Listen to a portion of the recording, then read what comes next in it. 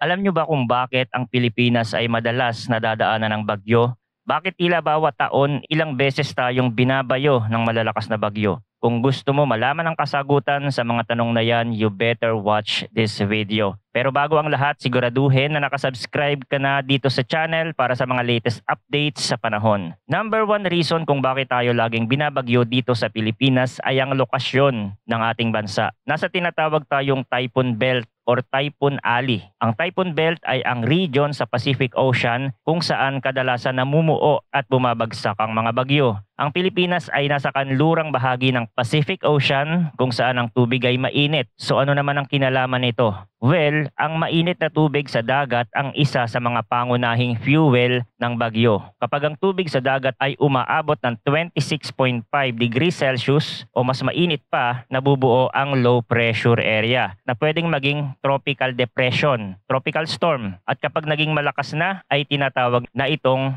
typhoon. Dahil ang Pacific Ocean ay may malawak na mainit na tubig, maraming bagyong namumuo dito kaya natural lang na madalas tayong tamaan dahil nasa gilid tayo nito. Pangalawang dahilan ay ang Intertropical Convergence Zone, ang ITCZ. Medyo technical lang siya pakinggan pero ang ibig sabihin nito ay isang region sa mundo kung saan ang hangin mula sa Northern Hemisphere at Southern Hemisphere ay nagtatagpo. Dahil dito maraming low pressure system ang nabubuo na pwedeng ma-develop bilang bagyo. Sa kasamaang palad, ang Pilipinas ay madalas naaapektuhan ng low pressure system na ito dahil nasa linya tayo ng ITCZ. Yung pangatlong dahilan ay yung tinatawag natin na monsoon season. Hindi lang kasi bagyo ang dapat nating bantayan sa Pilipinas, kundi pati na rin ang monsoon season. May dalawang uri ng monsoon sa ating bansa, ang habagat at ang amihan. Ang habagat o southwest monsoon ay nagdadala ng malalakas na ulan mula sa Indian Ocean, habang ang amihan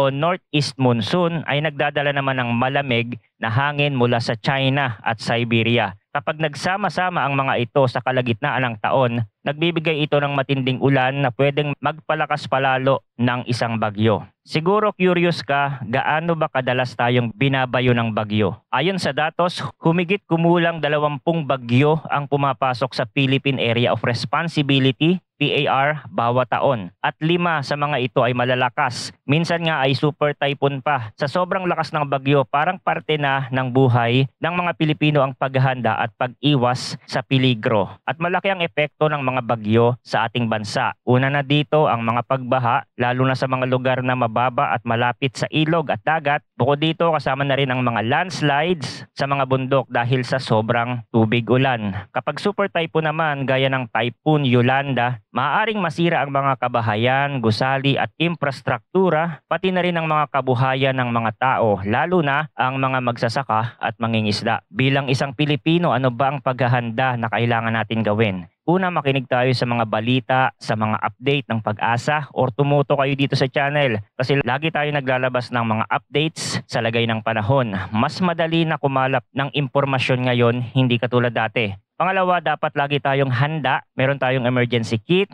Kasama na dito ang mga canned foods, tubig, flashlight at first aid kit. Sinisigurado din dapat natin na matibay ang ating mga kabahayan. Lalo na ang bubong, bintana at pinto. At nakaredy din dapat kung saan natin ilalagay yung mga importanteng dokumento, especially kung nakatira tayo sa bahaing lugar. Lagi tayo dapat alerto kasi hindi natin makokontrol ang panahon. Mabilis ito magbago, lalo na sa panahon ngayon na mas lalong umiinit ang mundo dahil sa climate change. Inaasahan mas titindi pa ang mga bagyo sa mga darating na taon, sabi yan ng mga eksperto. Maaaring mas dumalas ang mga super typhoon na tulad ni Yolanda. Kaya napakahalaga ng disaster preparedness at climate action, hindi lang ng ating gobyerno, kundi ng bawat isa sa atin. Kaya mga kababayan, hindi na natin mababago ang ating lokasyon at ang mga natural na proseso na nagdudulot ng bagyo sa ating bansa. Pero pwede tayong maghanda at maging alerto. Alam nating lahat na hindi biro ang epekto ng bagyo, kaya't huwag na nating hintayin pang mangyari bago tayo kumilos.